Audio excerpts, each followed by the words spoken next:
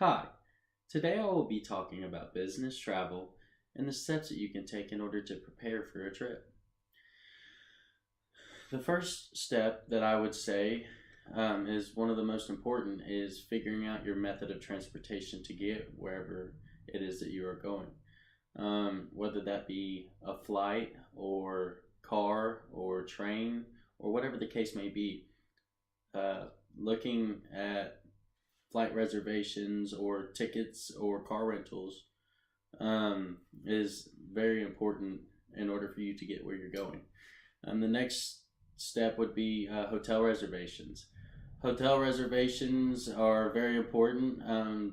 Oftentimes, whenever you go to a business trip and there are several people that are going to the same place out of town, lots of hotels in the area of where you are meeting can fill up very quickly if there's a large enough number of people. So it's very important to make sure that you get hotel arrangements figured out pretty early before you travel. The next step I would say would be to look at an itinerary that you may already have in order to strategically pack. It's very important to never underdress or overdress for any event that may be taking place while you're on a trip. That can be very embarrassing sometimes. The next one, if you are in charge of doing so, I guess you would do this before you pack, would be prepare an itinerary for everybody so that it can be sent out.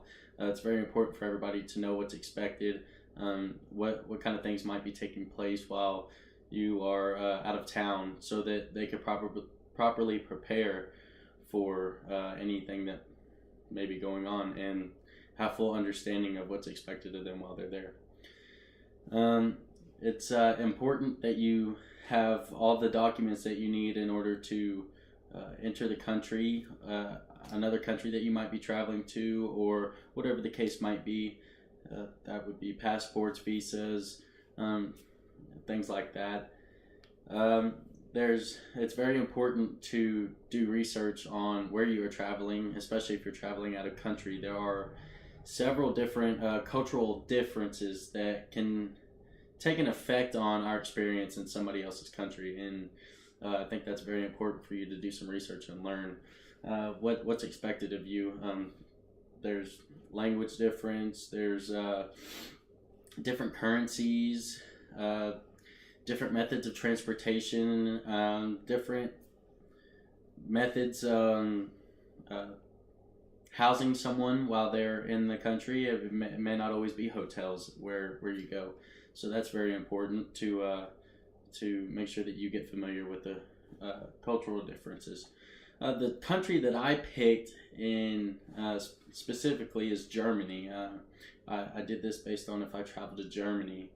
Some of the requirements for Germany are you must have a passport that is valid up to 6 months after the departure from the country. So after your trip, it still has to be good for 6 months after.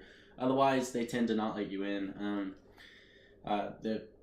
After my reading, upon my further reading, it said that they're very strict on the passport laws and making sure that you have a passport that is actually valid up to 6 months past your departure out of the country and back to your home.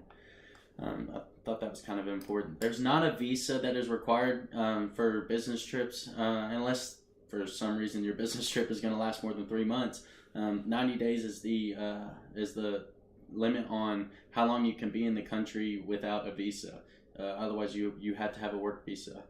There are no vaccination requirements. It's very important to make sure that you look that up, because there are several countries that will have vaccination requirements. I'm sure ours has several that I don't even know about, because you don't want to be the one that brings the plague over to another country. I mean, that would just, you'd be held responsible for a lot of terrible things. The currency, I mentioned currency exchange. Their currency in Germany is euros, and I believe $1 for every $1 it's 0.87 euros. So that's something to keep in mind.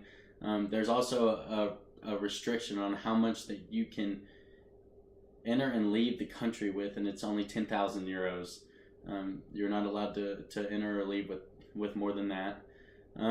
If you choose to drive, the requirements in order to rent a car in Germany are only to have a valid U.S. driver's license. So not much there.